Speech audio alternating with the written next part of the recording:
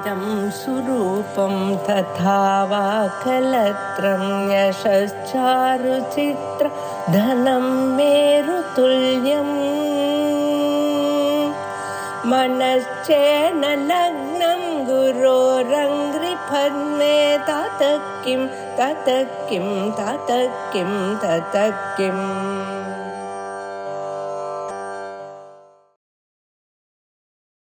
सदाशिव समारंभां शंकराचार्य मध्यमां अस्मदाचार्य पर्यन्तां वंदे गुरु परंपरां। श्री गुरुभ्यो नमः। आरावद श्लोकम्। तदानीं निर्निद्रो रजनिचरमांशे दशमुखः स्मरार्थः सीतायाः सविधमुपयातो मम वशे इयं स्यादेवं चेदिति शुभगुणानात्मनि मृषा दोषानाः स्म च मुहुरनेकान् रघुपतौ। शिखरणी விருத்தத்துல இந்த ஸ்லோகம் அமைச்சிருக்கார். இங்கே பதச்சேதம் எப்படி? ததானீம் நிர்நித்ரஹ ரஜனி சரமாம்சே दशमुखः स्मरार्थः सीतायाः सविधम् उपयातः मम वशे इयं स्यात् एवं चेत् इति शुभ गुणान् आत्मनि मृषा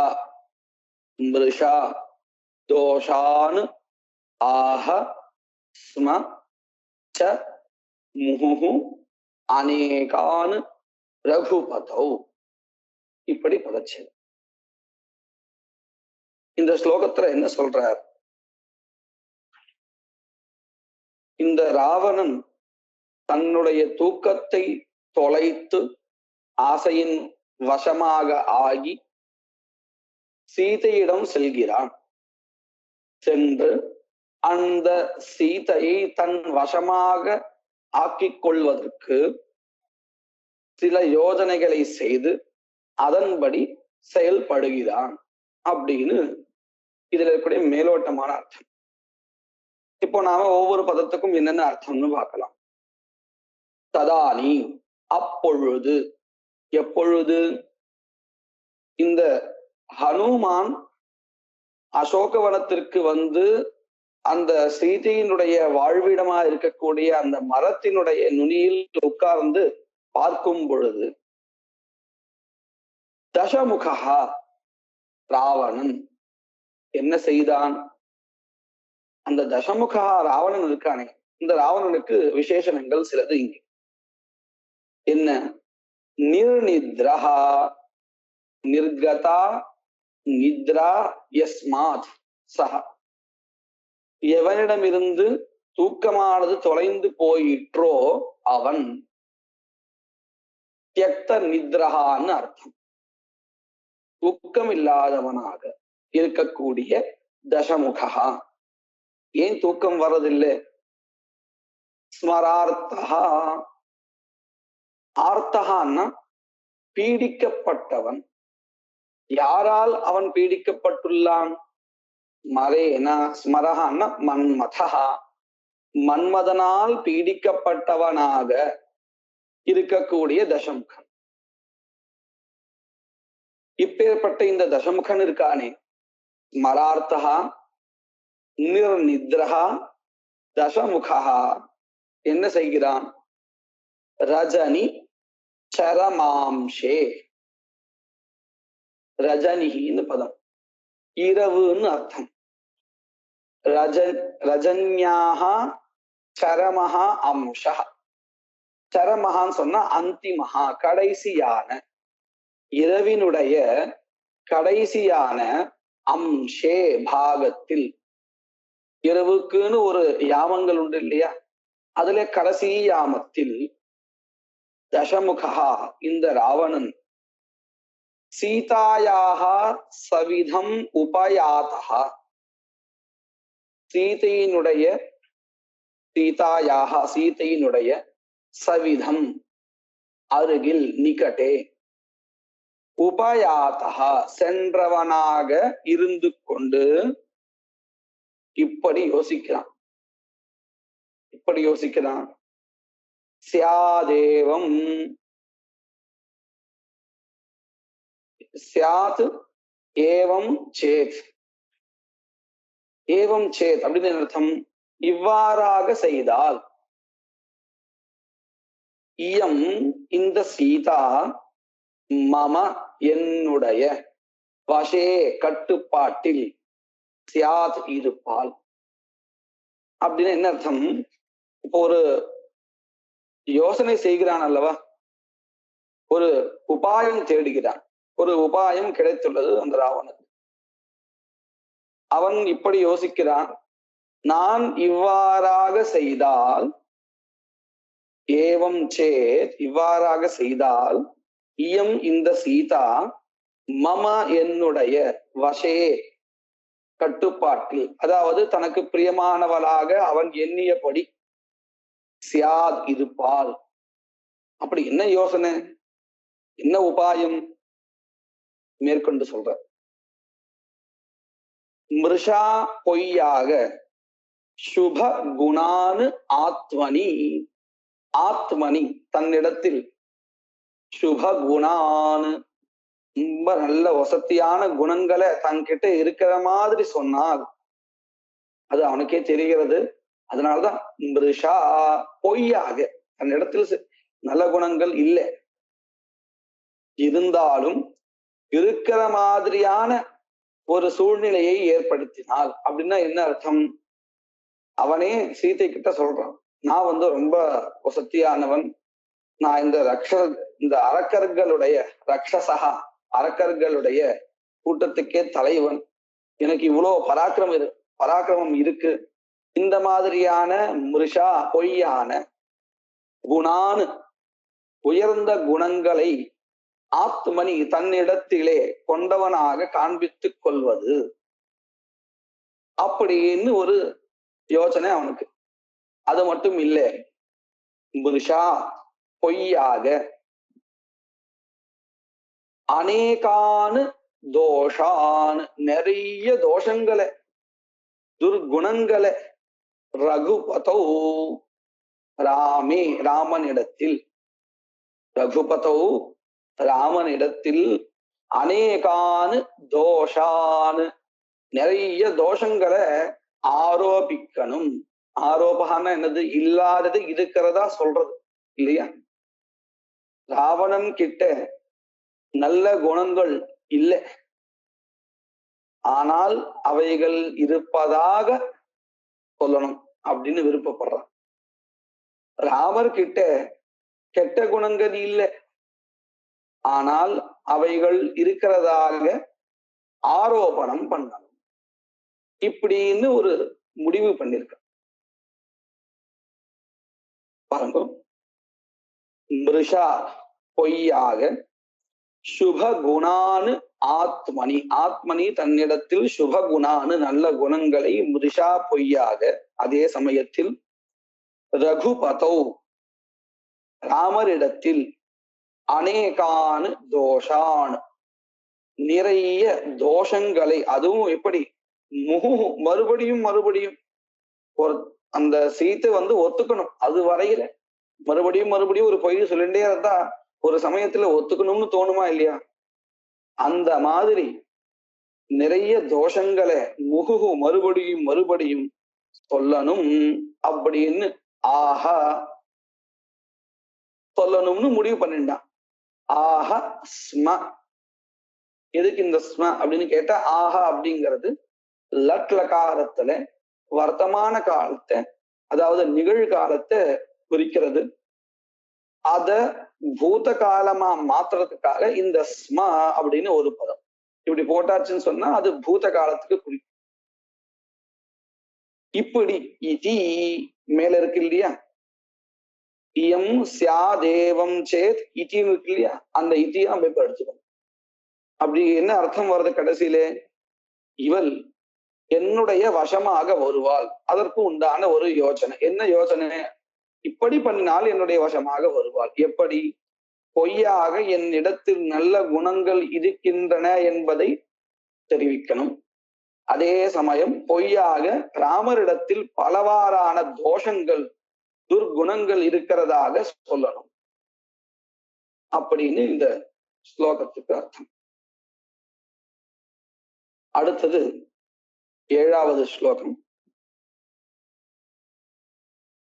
சாத்யாஷித்கமபிக்ருதா பிரதிவச்சோ யாத்ருக்ஷமம் தாத்ருஷி பிரத்யுக்திம் விஷதார்த்திகாம் ஜனகஜாக்யாந்தி ததப்யந்தரே அர்த்தேனாதி நிகூஹிதேன சகலாம் தஸ்யோக்திமர்த்தாந்தரம் நின்யே யஸ்ய சவேதிதா யதி புனர்ஹ்ரீணோ ந கிஞ்சித் வதேத்.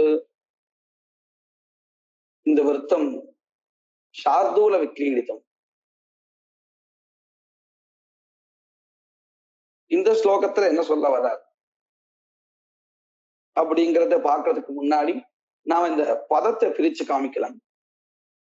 சாத்வியாஹா ஷித்கம் அபி, ஷித்கம் அபி, ஷித்கம் அபி குருதா பிரதிவச்சஹ யாத்ருக் க்ஷமம் தாத்ருஷீம் பிரத்யுக்திம் விஷதார்த்திகாம் ஜனகஜா ஆக்யாந்தி ததப்யந்தரே அர்த்தேன அதி நிகூஹிதேன சகலாம் தஸ்ய உக்திம் அர்த்தாந்தரம் நின்யே யஸ்ய சஹ வேதிதா யதி புனஹ, யதி புனஹான்னு சேர்த்தும் சொல்லலாம் இங்க, ஹ்ரீணஹ ந கிஞ்சித் வதேத். இந்த இடத்துல எதி புனஹா அப்படிங்கிறது தனித்தனி பதமாக தோன்றினாலும் கூட தனித்தனி பதம் தான். ஆனா சொல்லும் பொழுது எதி புனஹா அப்படின்னு சேர்த்து சொன்னா அந்த செயலி அழகா வரும். அபேட்சிதமான அர்த்தம் இருக்கே, தேவையான அர்த்தம், அது நல்ல துவனிக்கும். இந்த ஸ்லோகத்தை என்ன சொல்றான்னு பார்ப்போம். போன ஸ்லோகத்துல ராவணன் ஒரு முடிவு பண்ணிண்டான்னு சொன்னோம். தன்கிட்ட இல்லாத நல்ல குணங்கள் இருக்கிறதா காமிச்சுக்கணும், சொல்லணும் சீதைக்கு. ராமன் கிட்ட இல்லாத துர்குணங்களை இருக்கிறதாக சொல்லணும். இப்படி சொல்லி அந்த சீதையினுடைய மனதை மாற்ற வேண்டும், தனக்கு தன்னுடைய கட்டுப்பாட்டில் கொண்டு வர வேண்டும் அந்த சீதையை அப்படின்னு முடிவு பண்ணிட்டான் இல்லையா? இப்படி முடிவு பண்ணி நிறைய விஷயங்களை சொல்றான். தன்னை பத்தி உயர்வாகவும் ராமனை பற்றி தாழ்வாகவும் நிறைய விஷயங்களை சொல்றான். அப்ப அந்த அம்மா என்ன பண்றா சீதா அப்படின்னு கேட்டா, ஒரு பதிவிரதையினிடத்தில் தன்னுடைய கணவனை பற்றி ஒருவன் தவறாக சொன்னால் அந்த பதிவிரதையாக இருக்கக்கூடியவள் எப்படியான பதில்களை கொடுப்பாளோ அதே மாதிரியான பல பதில்களை அந்த ராவணனுடைய வசனங்கள் இருக்கு இல்லையா, அதையே மறுபடியும் அவனையே தாக்கும்படி ரொம்பவும் மிகவும் சாமர்த்தியமாக அந்த பதங்களை மாற்றி அமைத்து அவனுக்கு பதிலாக கொடுக்கிறாள் அப்படின்னு இந்த ஸ்லோகத்தினுடைய மேலோட்டமான அர்த்தம், தாத்பரியம். இதுல எதுக்காக இப்படி சொல்றாருன்னு கேட்டா, அந்த சீதையினுடைய பாதிவிரத்தியம் இருக்கே, அவள் எந்த அளவிற்கு சீதையானவள் பதிவிரதையா இருக்கா அப்படிங்கிறத இத ரொம்ப தெளிவா காமிக்கிறார் பாருங்க. சாத்வியாக, சாத்வி அப்படின்னு பதம். இந்த இடத்துல சாத்வின்னு சொன்னா பதிவிரதையான, அதுக்கு மேல ஷஷ்டி சாத்வியாக. பதிவிரதையாக இருக்கக்கூடியவளுடைய பிரதிவச்சகா அங்க அன்வை பதில். ஒருத்தர் ஒரு விஷயத்த சொல்லி அதற்கு மறுபடியும் ஒரு பதில் கொடுக்கணும் அல்லவா, அந்த பதில தான் நம்ம பிரதிவச்சகான்னு சொல்லுவோம். வச்சகான்னா வாக்கியம், பிரதிவச்சகான்னு சொன்னா பதிலுக்கு சொல்லக்கூடிய வாக்கியம். சாத்வியாக பதிவிரதாயாக பிரதிவச்சகா பதிலானது யாதிருக்ஷமம் எப்படியாக இருக்குமோ தாதிருஷீம் அப்படியான பிரத்யுக்திம் பதிலை ஆக்கியாந்தி சொல்கின்றவளான சீதை யாரை பார்த்து இந்த பதில சொல்றா? சாமான்யமா யாரோ ஒருத்தன் நல்லபடியா பேசுறான்னு சொன்னா அந்த இடத்துல இவள் பதிவிரதையாக இருக்கக்கூடியவளுடைய பதிலை போல அப்படிலாம் ரொம்ப சிரமப்பட்டு சொல்ல வேண்டாம். சொல்றவன் ஒரு மோசமானவனா இருந்தால், தப்பான விஷயங்களை சொல்றதா இருந்தால் அவனிடத்துலதான் இந்த மாதிரியான பதில சொல்லுவோம். அதை காமிக்கிறதுக்கு தான் சில பதங்கள். ஷித்கம் அபி, ஷிட்கம் அபின்னு கூட சொல்றது உண்டு. விட்டபுருஷான்னு அர்த்தம். ஷித்கம் அப்படின்னு சொன்னா விட்டபுருஷா, காமுகன். நம்ம இந்த பிரதி அப்படின்னு சொல்றோம் இல்லையா சம்ஸ்கிருதத்துல, ராமம் பிரதி, ராமனை நோக்கி, அந்த நோக்கிங்கிற அர்த்தத்தை கொடுக்கக்கூடியதான் இந்த சஃபிக்ஸ் அபி அப்படிங்கிறது.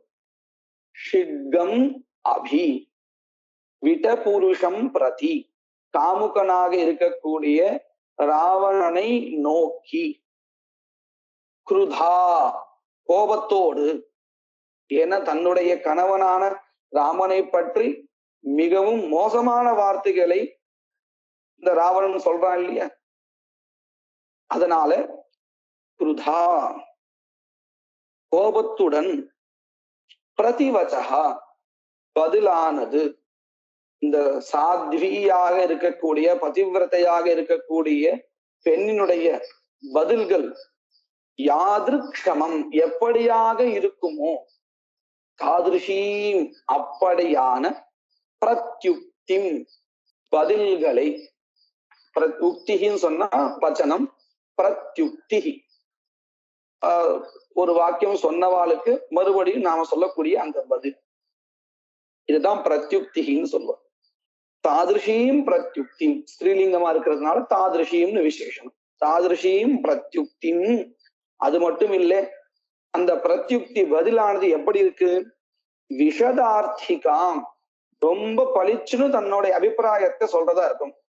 வழவழா குழப்பழான்னு இல்லாத அந்த அம்மா சீதை சொல்றது பளிச்சுன்னு தன்னுடைய அபிப்பிராயத்தை, என்னுடைய கணவனை தவிர மற்ற யாரையும் நான் பொருட்படுத்த மாட்டேன் அப்படிங்கிற அந்த விஷயத்தை மிக தெளிவாக சொல்லக்கூடியதான பதிலா இருக்குமா.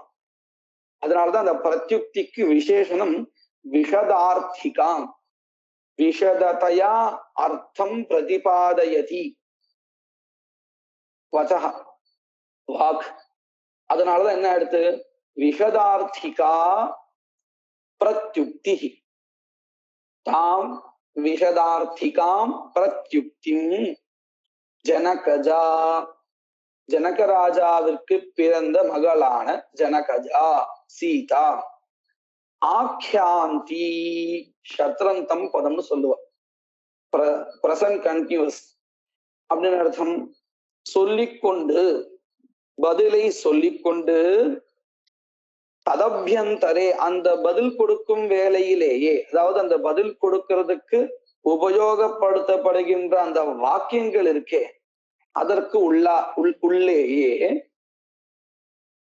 தஸ்ய அந்த ராவணனுடைய உக்திம் அர்த்தாந்தரம் நின்னே, சாமர்த்தியமா சீதா என்ன பண்றா அப்படின்னு கேட்டா அவனுடைய வாக்கியத்தையே எடுத்துண்டு, அவனுடைய வச்சனத்தை, ராவணனுடைய வச்சனத்தையே எடுத்துண்டு, தஸ்ய ராவணஸ்ய ராவணனுடைய உக்திம் சொல்லை, சொற்றொடரை, அர்த்தாந்தரம் நின்னே வேறு ஒரு பொருள் தரும்படி நின்னே அடைய வைத்தால், அந்த ராவணனுடைய வாக்கியத்தையே எடுத்துண்டு அந்த வாக்கியத்துக்கே அவனையே அவமானப்படுத்துகின்றபடி வேற ஒரு அர்த்தத்திற்கு கொண்டு சேர்த்தால், எதை?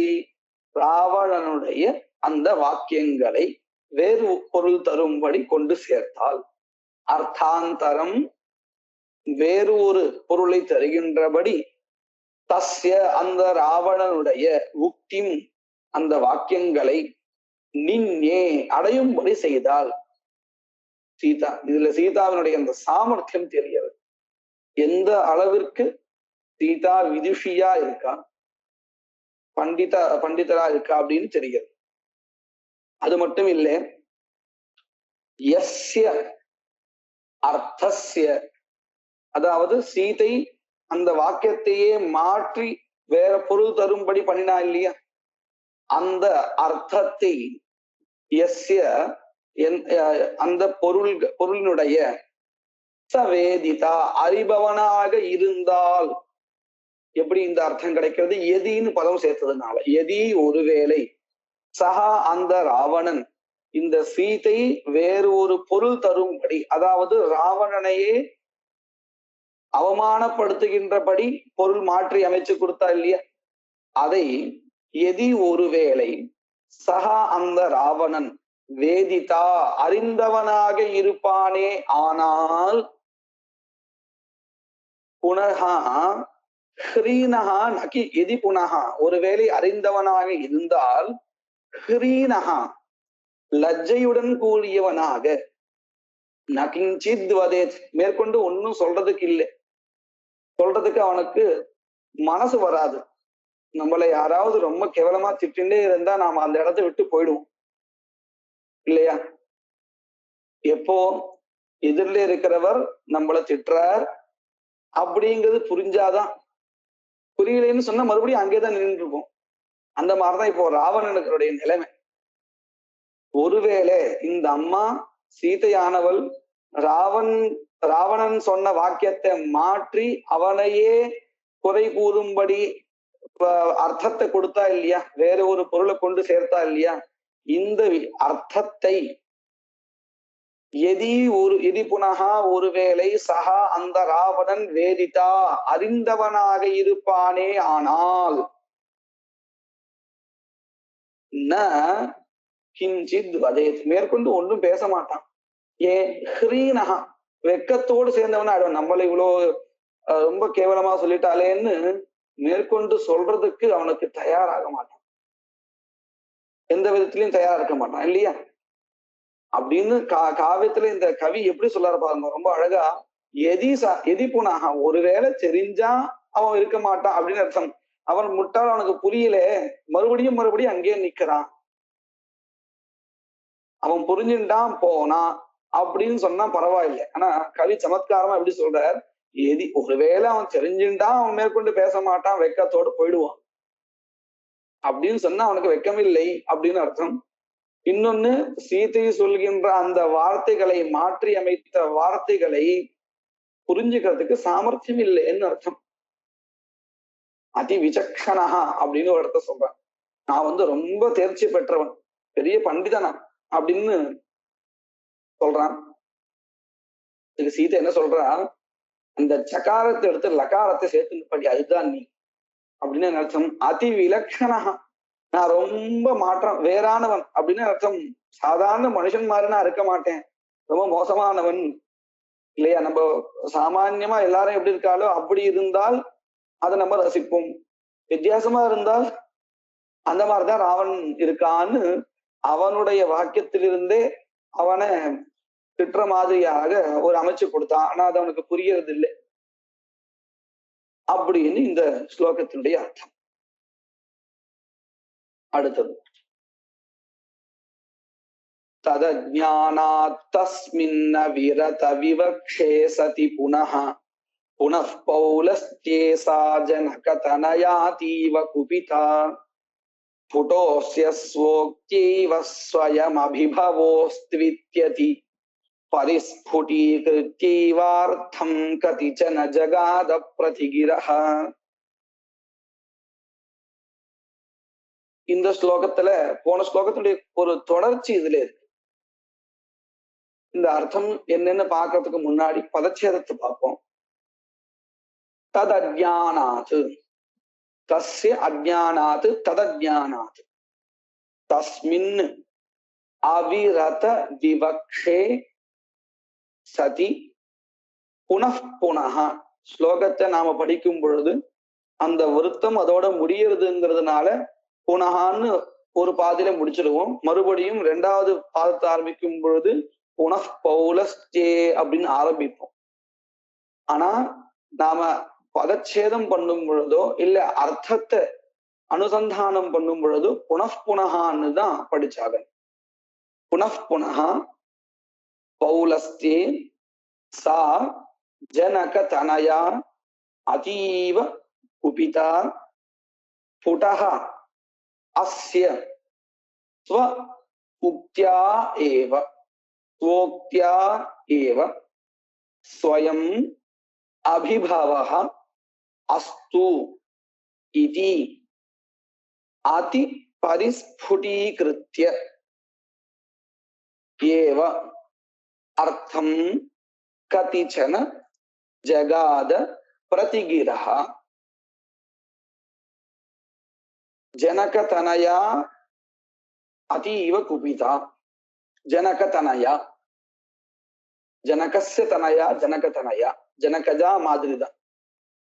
அதீவ குபிதா சதி, ரொம்ப கோபம் அடைஞ்சவளாக என்ன பண்ணினா, கதிச்சன பிரதிகிரஹா ஜகாத, சில பதில்களை கொடுத்தாள். சீதா சில பதில்களை கொடுத்தாள். ஏன் ரொம்ப கோபம் அடைஞ்சிட்டான்னு ஒரு விசேஷனம், என்ன நடந்து போச்சு அப்படின்னு கேட்டா, எவ்வளவு சொன்னாலும் புரிஞ்சுக்க மாட்டேங்கிறான்.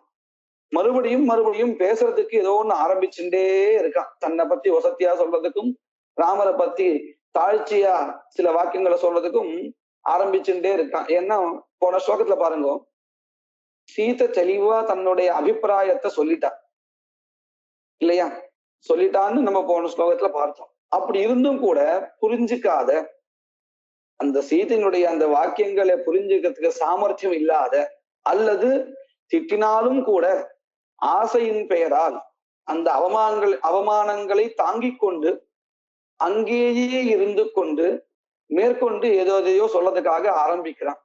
அப்ப கோபம் தானே வரும். ஒருத்தர் போறதுக்காக வேண்டி நாம சில வாக்கியங்களை சொல்றோம், அதை புரிஞ்சுட்டும் அங்கேயே இருக்கான்னு சொன்னா நம்மளுடைய இந்த கோபமானது கொஞ்சம் வளரும். அப்படித்தான் இப்போ சீதைக்கு என்ன ஆயிட்டு அப்படின்னு கேட்டா, அவன் போக மாட்டேங்கிறான் அந்த இடத்த விட்டு, அதனால ரொம்ப கோபம் அடைஞ்சிருக்கான். அதனால என்ன பண்ணினான், மேலும் சில பதில்களை சொன்னான். அப்படின்னா என்ன அர்த்தம், முன்னாடி சொன்னதை விட இன்னும் சீக்கிரமா புரியறதுக்கு, சீதையினுடைய அந்த வாக்கியங்களை புரிஞ்சுக்கிற அளவிற்கு ராவணனுக்கு சாமர்த்தியம் இல்லைன்னு தெரியறது. அப்போ என்ன பண்ணும், அவனுக்கு புரியும்படி இன்னும் சுலபமா சில வாக்கியங்களை சொல்லணும். அப்படித்தான் சொன்னாலாம் சீதை. பிரதிகிரஹா கதாச்சன கதிச்சன, சிலவற்றை ஜகாத சொன்னால் அப்படின்னு இருக்கு. நம்ம இப்போ ஒவ்வொரு பதத்துக்கு அர்த்தம் பார்ப்போம். தத் அஜ்ஞானாத், தத் அஜ்ஞானாத், தஸ்ய அஜ்ஞானாத் ததஜ்ஞானாத் அப்படின்னு என்ன அர்த்தம், இந்த சீதையானவள் சாமர்த்தியமாக ராவணனுடைய அந்த வாக்கியத்தை வேற பொருள் தரும்படி அமைச்சா இல்லையா, அதனுடைய அஜ்ஞானாது, அதை அவன் அறியவில்லை என்பதினால், தஸ்ய அஜ்ஞானாது, தஸ்ய அர்த்தஸ்ய அஜ்ஞானாது, வேறு பொருள் அறியாதவனாக இருப்பதினால், ஹேது ஹேது பஞ்சமி என்ன பண்ணான், தஸ்மின்னு அவிரத விவக்ஷே சதி, அவன் விடை பெறாமல் மறுபடியும் சொல்வதற்கு ஆசையுடையவனாக இருக்கும் சமயத்தில், நாம இதை ஏற்கனவே பார்த்திருக்கோம், சதி சப்தமி பிரயோகா அப்படின்னு சொல்லுவான்னு சொல்லியிருக்கோம். அந்த பிரயோகம் தான் இங்க இருக்கு. தஸ்மின் அவிரத, விரதகான்னு சொன்னா விடை பெற்றவன் அர்த்தம். அவிரத அப்படின்னு சொன்னா விடை பெறாதவனாக, அது மட்டும் இல்லை, மேலும் விவக்ஷே சதி, வக்தும் இச்சா விவக்ஷா, சொல்வதற்கு ஆசை உடையவனாக இருக்கையில், அவன் மேலும் சொல்வதற்கு விடை பெறாது ஆசை உடையவனாக இருக்கையில், ராவணன் அந்த இடத்தை விட்டு நகராமல் மேலும் சில வாக்கியங்களை சொல்வதற்கு தயாராக இருக்கையில். இந்த இடத்துல தஸ்மின்னு தானே பதம் இருக்கு. ராவணன் அப்படின்னு சொல்றதுக்கு என்ன பதம் இருக்குன்னு சொன்னா பௌலஸ்தே, புலஸ்திய, தஸ்ய புத்திரஹ, புலஸ்தியருடைய பையனாகிய ராவணன். அவனுக்கு என்ன பெயர் இப்போ? பௌலஸ்திய. பௌலஸ்தியே ராவணே தஸ்மின் அவிரத விவக்ஷே சதி. இப்படியாக அவன் இருக்கையில், அதுவும் அவன் புனః மறுபடியும் எதையோ சொல்ல வரான். அதனால என்ன ஆயிடுத்து? சா சீதா ஜனக தனயா அதீவ குபிதா, ரொம்ப கோபம் உற்றாள். அப்படி கோபம் அடைஞ்சு என்ன பண்றா? புடஹா அஸ்ய ஸ்வ உக்தியா ஏவ, ஸ்வ உக்தியா ஏவ, ஸ்வ தன்னுடைய, உக்தியா ஏவ சொற்றொடராலேயே, புடஹா அஸ்ய பவது. புடஹான்னா ரொம்பவும் தெளிவாக, சிரமமே பட வேண்டாம் அப்படிங்கிற மாதிரியா. முன்னாடி எல்லாம் என்ன பண்ணினா, ஒரு எழுத்தை எடுத்துக்கோ, ஒரு எழுத்தை சேர்த்துவி. நம்மளே இந்த வேடிக்கையா சொல்றது உண்டு, வித்யாவான், நான் ரொம்ப வித்யாவான், ரொம்ப படிச்சவன் அப்படின்னு சொன்னா ஆவ சேர்த்துக்கோ அப்படின்னு சொல்லுவான்.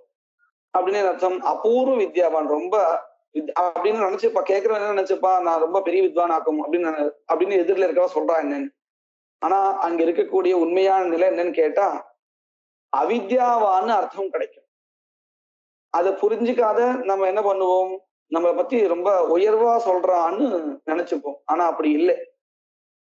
அதை புரிஞ்சா நம்ம என்ன பண்ணுவோம், அந்த இடத்த விட்டு விலகி போயிடுவோம் இல்லையா. தமிழ்லயும் நம்ம எனக்கு புத்தி ரொம்ப ஜாஸ்தி அப்படின்னு சொன்னா ஜகாரத்தை எடுத்துட்டு நகாரத்தை சேர்த்துக்கோன்னு சொன்னா என்ன ஆயிடுது, எனக்கு புத்தி நாஸ்தி அப்படின்னு வந்துடும். ஆனா இதை புரிஞ்சுட்டாதான் அந்த இடத்த விட்டு கிளம்புவோம். அதை புரிஞ்சுக்காத ராவணன் அப்படியே இருக்கான் அப்படின்னு. அதனால என்ன ஆழி கோபம் வந்துருச்சு சீதாவுக்கு.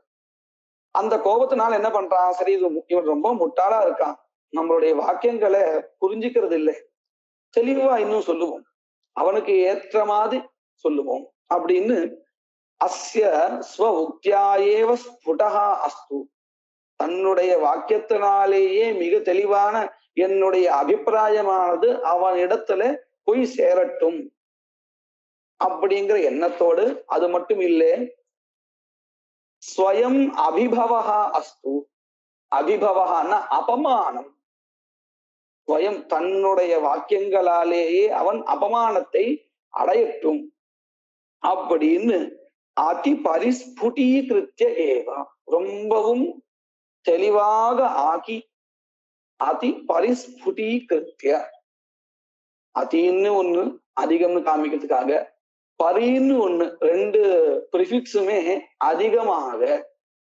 மிகவும் தெளிவாக இருக்கட்டும் என்று. எது இருக்கட்டும்? அர்த்தா, பொருள், நான் சொல்கின்ற இந்த பொருள் மிகவும் தெளிவாக இருக்கட்டும் என்று எண்ணி ஜனகஜா சீதா என்ன பண்ணினாள்? கதிச்சன பிரதிகிரஹா, சில பதில்களை, வாக்கியங்களை ஜகாத சொன்னாள். இப்படி சொன்னா இல்லையா சில பதில்களை, இதையெல்லாம் தான் மேல உட்கார்ந்துட்டு இந்த ஆஞ்சநேயர் பார்த்துட்டே இருக்கார். அதை மனசுல வாங்கிட்டுதான் பிற்பாடு ராமர்கிட்ட சொன்னார்னு வரப்போறது. இப்போ இந்த ரெண்டு ஸ்லோகங்களை நம்ம பார்த்துட்டே இருக்கோம். ராவணன் சில வாக்கியங்களை சொல்லியிருக்கான், அதை மாற்றி அமைத்து சீதா பதிலாக ராவணனுக்கு கொடுத்தாள் அப்படிங்கிறத பார்த்தோம் இல்லையா. இந்த ரெண்டு ஸ்லோகத்தை சொல்லப்பட்ட இந்த விஷயம்தான் 59 ஸ்லோகங்கள்ல வரப்போறது. மேற்கொண்டிருக்கக்கூடிய ஸ்லோகங்களை அடுத்த வர நாட்களை நம்ம பார்க்கலாம்.